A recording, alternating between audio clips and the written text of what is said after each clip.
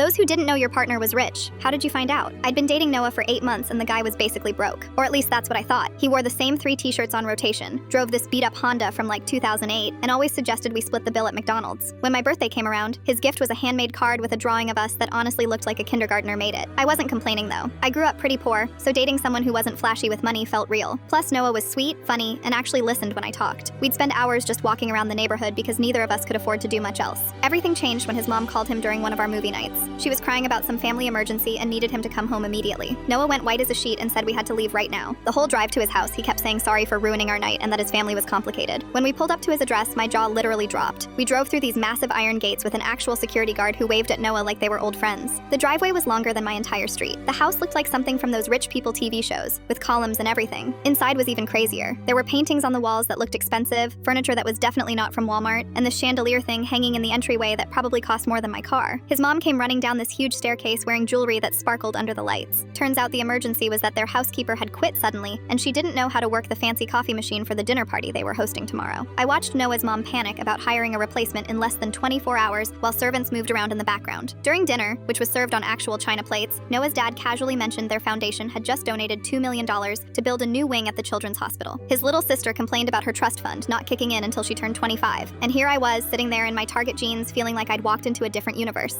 After we left, I was quiet the whole drive back. Finally, I asked Noah why he never told me his family had money. He pulled over and looked genuinely scared, like I was about to dump him right there. He explained that his ex-girlfriend only dated him for his family's wealth and tried to use him to get expensive gifts and trips. He said when we first met, I didn't care that his car was old or that he worked a regular part-time job at the campus bookstore. I liked him for him, not for what he could buy me. So he decided to keep living like a normal college student to see if we were real. The weirdest part was finding out all the little things that didn't add up before, like how he never seemed stressed about rent or groceries, or how he somehow always had exact change for everything, or how his beat-up car had this really nice sound system that probably cost more than the car itself. He told me his dad owned some tech company I'd never heard of, but apparently everyone else had. His family was worth hundreds of millions. Noah could have been driving a Ferrari and living in a penthouse, but instead he chose to eat ramen noodles and shop at thrift stores because he wanted a normal relationship. The next week, he offered to take me on a real vacation to Hawaii. When I said I couldn't afford it, he laughed and said money wasn't an issue anymore. We flew first class, stayed at this resort that cost like $1,000 a night, and he bought me clothes that actually fit properly for the first time in years. But the craziest part was when we got back. Noah sat me down and said he'd been thinking about our future together. He wanted to pay off my student loans as an early graduation present. Just like that, $40,000 of debt gone. I cried for like an hour straight. Now we've been together 2 years and I'm still getting used to it. To all deaf people, what are some things you thought were silent, but later found out they weren't? I'm 17 and I've been deaf my whole life. My parents are hearing, but they learned sign language for me, and I went to a deaf school since kindergarten. I always felt pretty confident about navigating the world, you know? Like I had everything figured out. So when my neighbor Mrs. Lopez knocked on our door last month asking if I could babysit her 6-month-old son Jonah for a few hours, I didn't even hesitate. I'd babysat my cousin Emma before when she was little, and babies seemed pretty straightforward. Feed them, change them, play with them. How hard could it be? Mrs. Lopez showed me around their house, pointing out where everything was. The formula in the fridge, diapers in the nursery, toys in the living room. She wrote down her phone number and said she'd be back by 8. Jonah was sleeping in his crib when she left, looking like a perfect little angel. For the first hour, everything went great. Jonah woke up around 6, and I warmed up his bottle just like Mrs. Lopez showed me. He drank it no problem. I changed his diaper, which was gross, but whatever. Then we played with these cool light-up toys that flashed different colors when you pressed buttons. Jonah seemed to love them, reaching for the bright lights with his tiny hands. Around 7:30, I put Jonah back in his crib and went to the kitchen to clean his bottle. I was standing at the sink, scrubbing away, when I felt this weird energy in the air. It's hard to explain, but sometimes you can just sense when something's wrong, you know? Like the vibe shifts. I walked back to the nursery to check on Jonah, and my heart completely dropped. His face was bright red, like really red. His little fists were clenched tight, and there were tears streaming down his cheeks. His whole body was shaking. I panicked. I had no idea what was wrong or how long he'd been like this. I picked him up and started bouncing him gently, the way I'd seen people do in movies. Nothing. I tried giving him his pacifier. Nothing. I offered him another bottle even though he'd just eaten. Still nothing. I was getting desperate. I tried walking around the house with him, swaying back and forth. I made funny faces, hoping to distract him. I even put on one of those light-up toys, waving it in front of his face. But Jonah's face just got redder and redder, and the tears kept coming. That's when I heard the front door open. Mrs. Lopez was back early. She took one look at me holding her screaming baby and rushed over. "Oh, sweetie," she said to Jonah, taking him from my arms. "I heard you crying from outside." Those words hit me like a truck. She heard him, crying. I stood there watching as Mrs. Lopez bounced Jonah in this specific way, and within like 2 minutes, he stopped crying, just like that. She looked at me with this concerned expression and asked, "How long was he crying?" I felt my face get hot with embarrassment. embarrassment. I had to tell her the truth. I don't know, I signed, and she understood a little sign language. I didn't know he was crying at all. The realization was crushing. I'd never heard a baby cry before. In all my 17 years, I had no clue what that sounded like, or even that it was something I needed to be aware of. I felt like I'd completely failed this tiny human who was depending on me. But Mrs. Lopez was incredibly kind about it. She sat me down and said, "Zach, it's okay. You didn't know, but let me teach you some things." She showed me how to watch for signs I'd never noticed before, how a baby's chest moves differently when they're crying versus when they're just breathing, how their shoulders shake, how their lips and mouth move in a specific way. She taught me to look for the red face, the clenched fists, the tears. Then she went to her bedroom and came back with this baby monitor that had a light on it. "This flashes red when the sound level gets high," she explained. "It's made for deaf parents." I felt stupid for not knowing these things existed. Mrs. Lopez asked if I'd be willing to babysit again, which honestly surprised me. "You're great with Jonah," she said. "You just need to learn a few tricks." So I kept babysitting for them. I got really good at reading Jonah's body language and facial expressions. I learned that babies cry for different reasons: hunger, tiredness, dirty diapers, or sometimes just because they're babies. The light monitor became my best friend. When did the family who called you a monster come crawling back for help? I was 19 when Grandma died and left me her little house in the woods. My family lost their damn minds. Uncle Pete called it a scam. Cousin Amy said I must have tricked her into changing her will. They all forgot I was the only one who brought her groceries every Saturday, who fixed her leaky faucet, who sat with her while she watched her old soap operas. At the funeral, Uncle Pete actually spit at my feet, right there in front of everyone. "Don't you dare show your face at another family gathering, you little freak," he said. Aunt Linda nodded along, whispering about how I'd always been off and different. So I left, packed my beat-up Honda, and drove 3 hours to the middle of nowhere. The house was small but perfect. Solar panels Grandma had installed, a well that never ran dry, and silence. Beautiful, peaceful silence. For 4 years I lived like that. Did web design work online, fixed up the place, built a chicken coop, installed a rainwater collection system. Meanwhile, my family stayed in their toxic little bubble, always fighting about money, always blaming everyone else for their problems. Then the wildfire hit. It started on a Tuesday. By Wednesday, their whole neighborhood was in the evacuation zone. Roads blocked, power out, complete chaos. My phone started ringing around midnight. First Aunt Linda, voice shaking. Then Cousin Amy, crying. Then Uncle Pete himself. "Eli, I know we haven't talked, but we need help," Uncle Pete said. His voice was different, scared. "The fire jumped the highway. We got nowhere to go. Linda's got the baby, Amy's got her wheelchair-bound mom, and we got 3 cars full of people with nowhere safe to drive." I could hear sirens in the background, kids crying, dogs barking. "How many people?" I asked. 13, maybe 14 if Amy's boyfriend shows up. I didn't hesitate. "Come now, drive careful." They started arriving around 2 a.m. Uncle Pete's truck first, packed with suitcases and a crying baby. Then Amy's van with her disabled mom and 3 kids. Then Linda's car stuffed with pets and photo albums. 13 people total, plus 2 dogs and a cat. Uncle Pete stood in my doorway looking ashamed. "I know you got every right to slam this door in our faces." I just stepped aside. "Get inside. Kids need sleep." That first night was chaos. Bodies everywhere. Couches, floors, even the garage. I made sandwiches for everyone, set up the portable toilet outside because my plumbing couldn't handle it, and gave Uncle Pete my own bed while I slept on the floor. The fire burned for 8 days. When it was done, their houses were gone. Completely gone. Just ash and twisted metal where their street used to be. They stayed 2 months. I showed them how the solar system worked, how to conserve water, how to make the generator last when we needed it. Amy's kids started calling me Uncle Engineer because I taught them how stuff worked. Even Uncle Pete helped me build an expansion on the chicken coop. One evening, while we were all sitting around the fire pit I'd built, Uncle Pete cleared his throat. "Eli, I gotta say something." His voice was thick. "We called you a monster. We said you were crazy, said you'd never amount to nothing, but you saved us. You saved all of us." Amy wiped her eyes. "We treated you like garbage, and you still let us in." "Family's family," I said, "even when they're stupid." Eventually, FEMA came through. Insurance paid out some. They all found places to rebuild, closer to town. When they left, there were a lot of tears and long hugs. Uncle Pete even offered to pay me rent for those 2 months. I said no, but before they drove away, I handed Uncle Pete a piece of paper. It was a bill for emotional damages, it said. Cost of being called a monster by people who didn't deserve my help. $0, because that's what family means. He read it, laughed, and cried at the same time. I kicked my parent out and said, "This is why I was so fucked up as a kid." My dad showed up at my apartment last week after 3 years of radio silence, just standing there in the hallway with this pathetic look on his face, holding a duffel bag like some kind of homeless person, which honestly, he basically was. He'd been living with my Aunt Rachel since Mom finally divorced his sorry ass, but apparently she got tired of him drinking beer at 10 in the morning and leaving cigarette burns on her furniture. So naturally, he comes crawling to me, the kid he basically ignored for 16 years unless he needed someone to blame for his shitty life. I'm standing there in my doorway, still in my work clothes, just staring at this man who used to make my childhood hell. He had the nerve to smile at me like we were old buddies. "Hey kiddo, I was hoping maybe I could crash here for a while, just until I get back on my feet." I almost laughed. This is the same guy who used to ground me for a week if I left a single dish in the sink. The same guy who made me do push-ups in the living room because I got a B+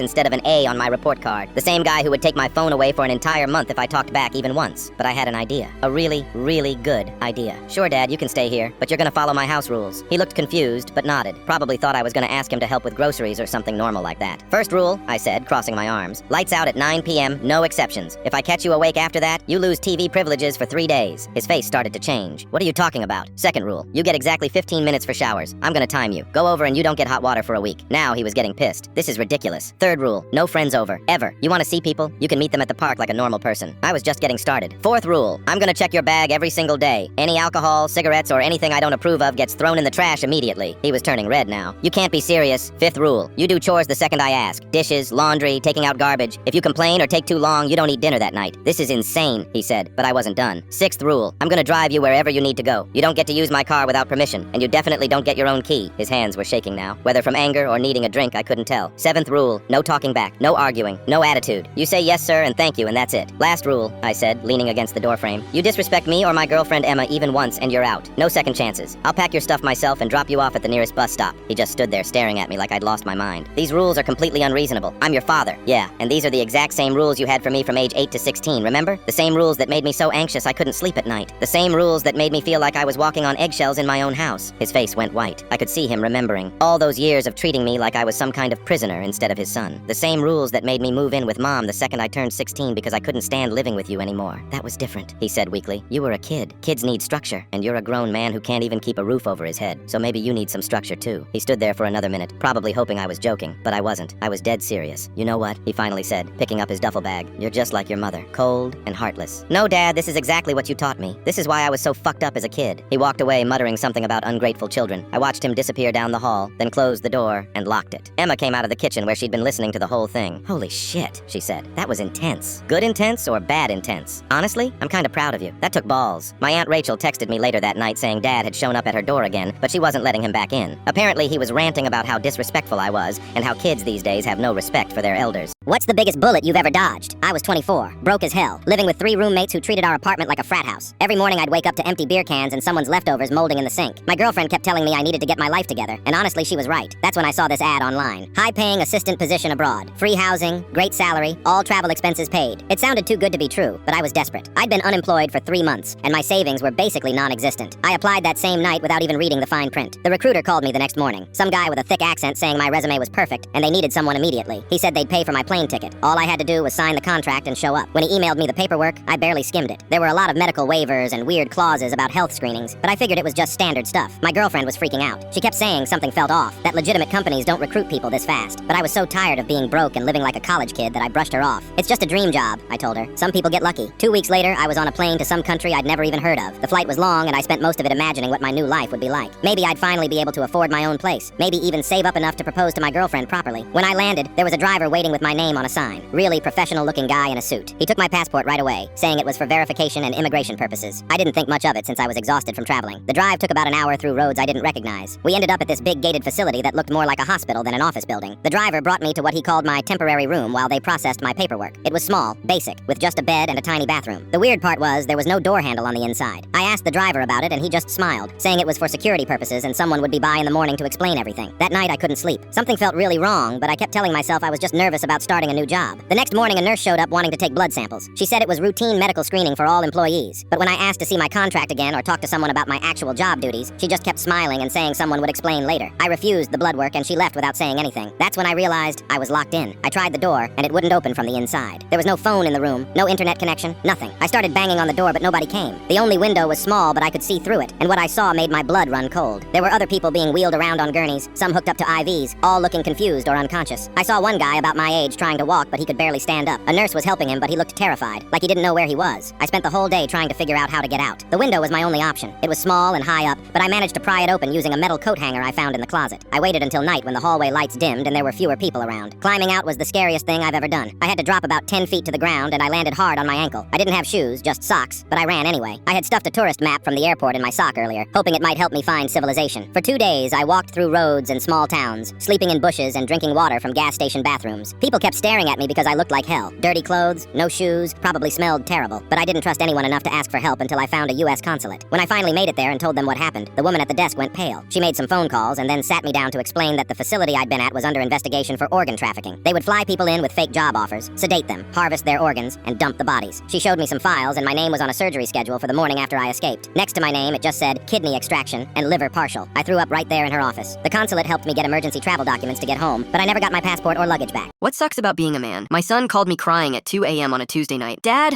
I need help right now. Something terrible happened at work and I don't know what to do. I could hear the panic and fear in his voice. He's 23 years old, just started his first real job 3 months ago at a major tech company downtown. Works the night security shift from 11 p.m. to 7 a.m. at their main office building. What's wrong, buddy? Take a deep breath and tell me everything. There was this woman around midnight. She was completely hammered drunk, stumbling around trying to get into the building. I politely told her she couldn't come in without proper employee ID and verification through our system. My heart started racing because I immediately knew where this story was heading. She started screaming at me at the top of her lungs, calling me every horrible name you can imagine, said I was being sexist and abusing my power as a man. Then she grabbed my arm really hard, digging her nails in and tried to physically push past me to get to the elevators. I stayed calm on the phone, but my hands were already shaking. What did you do in response? I stepped backward away from her and immediately called my supervisor like we're trained to do in these situations. But Dad, when I stepped away from her to create distance, she stumbled forward and fell down hard. I didn't touch her at all, I swear on everything holy. I just moved backward to protect myself. That's when I heard police sirens blaring loudly in the background through the phone. Son, where exactly are you right now? The police just arrived. She's telling them I violently shoved her to the ground and hurt her. My supervisor saw the whole thing happen from the cameras. He knows I didn't touch her, but they're not listening to him. The phone line went completely quiet for what felt like an eternity. Then I heard a different, much deeper voice speaking. Sir, this is Officer Martinez with the city police. Your son is being arrested for assault and battery charges. You can pick him up tomorrow morning after he's been processed and arraigned at the courthouse. I immediately threw on whatever clothes I could find and drove straight to the police station at 80 miles per hour. Spent the entire rest of the night pacing around the parking lot, frantically calling every criminal defense lawyer I could find online, trying to understand how this absolute nightmare was happening to my family. When visiting hours finally started at 8 a.m., I saw my son through the thick glass partition. He looked completely broken and defeated. This is a kid who'd never even gotten a speeding ticket in his entire life, and now he was sitting in a jail cell over something he absolutely didn't do. The next morning, I finally got to see the security footage with our expensive lawyer, clear as crystal. My son stepped backward with both hands raised high in the air in a defensive position. The woman stumbled forward completely on her own and fell. You could even see him immediately try to help her back up. But here's what really sucks about being a man in today's world. Even with crystal clear video evidence showing exactly what happened from multiple camera angles,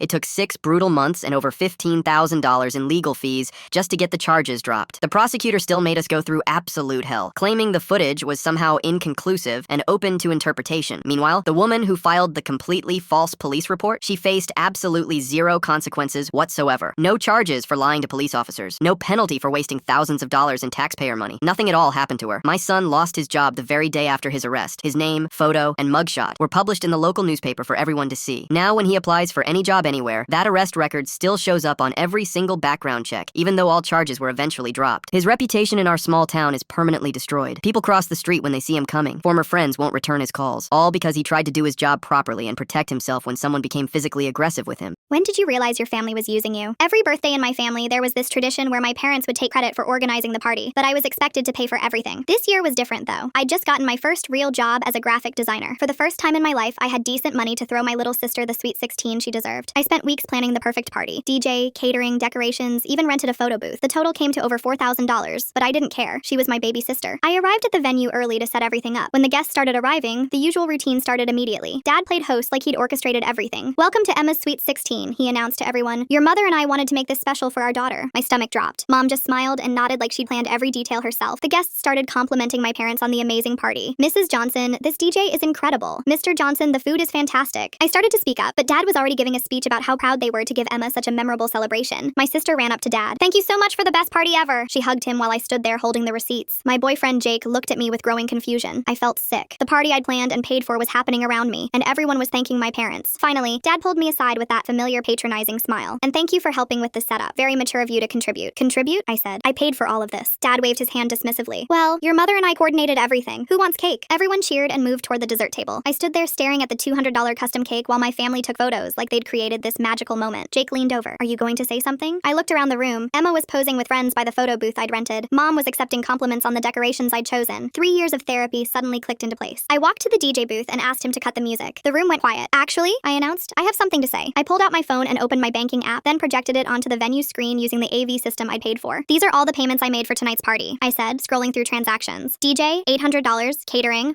$200, venue, $500, photo booth, $400. The room went silent. "What are you doing?" Mom demanded. I walked over to the DJ. "I need you to pack up and leave." "What? Why?" "Because I paid for your services and I'm canceling them." I showed him my contract. The DJ's face went confused. "But your parents said..." "My parents didn't pay for anything." I handed him a cancellation fee. "Sorry for the confusion." Then I walked to the catering manager. "You need to pack up the food too." "Are you insane?" Dad snapped. "Nope, just done being your ATM." I started directing vendors to pack up. Mom stood up, her voice rising. "What the hell is wrong with you? You're ruining ruining Emma's party. You want to know what's wrong? I said, helping the caterers box up food. I spent my entire first paycheck on all of you, and you couldn't even let me get credit for my own generosity. Emma started crying. But everyone's here. The party just started. No, Emma. Mom and Dad's fake party just started. My party that I actually paid for is over. Dad tried to intervene. Stop this right now. You're embarrassing the family. I'm embarrassing the family? I laughed, watching vendors pack up equipment. You've been embarrassing me for 24 years by taking credit for my achievements. Jake helped me gather the decorations I'd bought. Behind us, the family was scrambling to explain to confused guests why everything was disappearing. Emma followed us outside. I can't believe you're doing this on my birthday. I loaded the last box and turned to face her. Emma, I wanted to give you an amazing party, but Mom and Dad made sure it would be their party, not mine, just like everything else. Dad appeared in the doorway furious. If you leave now, don't bother coming to any more family events. I got in my car and rolled down the window. Good, because I'm done pretending that being used is the same as being loved. The venue was completely empty within an hour. 40 confused guests, no party, and my parents frantically trying to explain why their generosity had vanished.